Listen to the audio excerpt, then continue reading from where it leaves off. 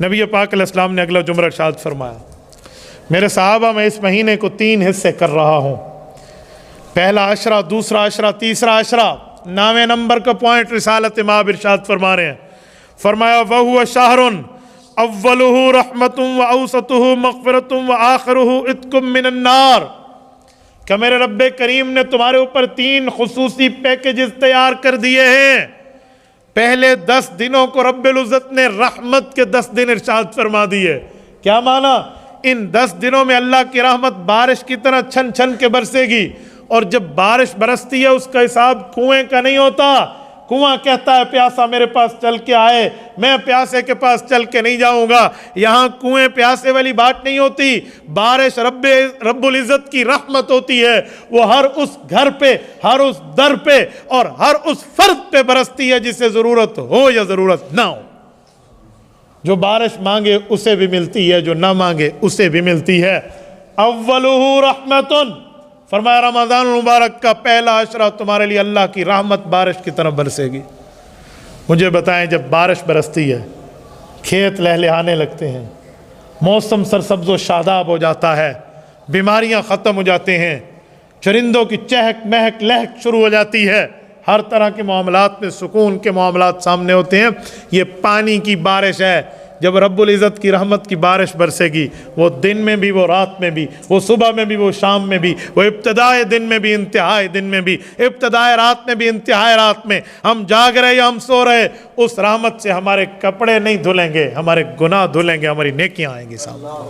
یہ ہے اولہ رحمت۔ فرمایا یہ پہلا عشرے کا پیکج۔ اوسطہ مغفرۃ، جو دوسرا عشرہ ہوگا 11 روزے سے 20ویں روزہ تک، اس میں اللہ رب العزت طرف سے تمہارے اوپر مغفرت کے سیلاب بہائے جائیں گے، مغفرت، تمہارے گناہوں کی معافی کے پروانے۔ لیکن اس حدیث پہ ایک لفظ غور کرنے کے لیے بڑا ضروری ہے۔ حضور نے یہ نہیں فرمایا کہ دوسرے عشرے میں پہلی رحمت ختم ہو جائے گی، یہ نہیں فرمایا، اس کو رکھا کہ وہ رحمت برقرار رہے گی، ایک انعام مزید مل جائے گا، ایک پیکج ایکسٹرا ہوگا۔ کیا؟ اب معافی بھی شروع ہو جائے گی، اب مغفرت بھی مانگو تم اللہ سے، یہ بھی شروع ہو جائے گی۔ جہنم سے معاملات میں جتنے گناہ کیے تھے وہ گناہ جہنم لے جانے کے سبب تھے نا، تمہیں معافیاں ملنا شروع ہو جائے گی۔ گناہ گاروں کی کئی قسمیں ہیں۔ ایک گناہ گار وہ ہے جس کے گناہ ہیں، گناہ لکھے جاتے ہیں، توبہ کر لے معاف ہو گئے نا، ورنہ لکھے جاتے ہیں۔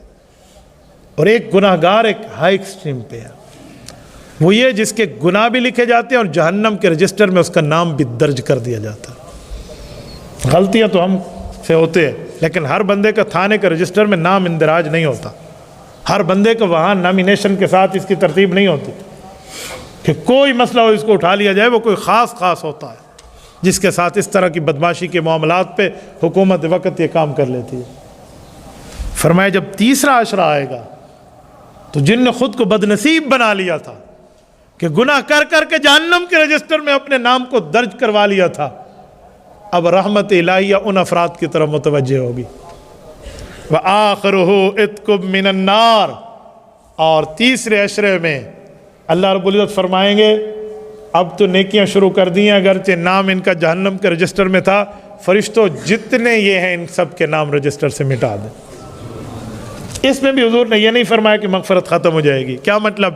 تینوں باتوں میں ایک چیز مشترک ہے، پہلے رحمت اترے گی، دوسرے عشرے میں مغفرت ملے گی، رحمت بھی ہوگی، تیسرے عشرے میں جہنم سے آزادی ملے گی، مغفرت بھی ہوگی، رحمت بھی ہوگی۔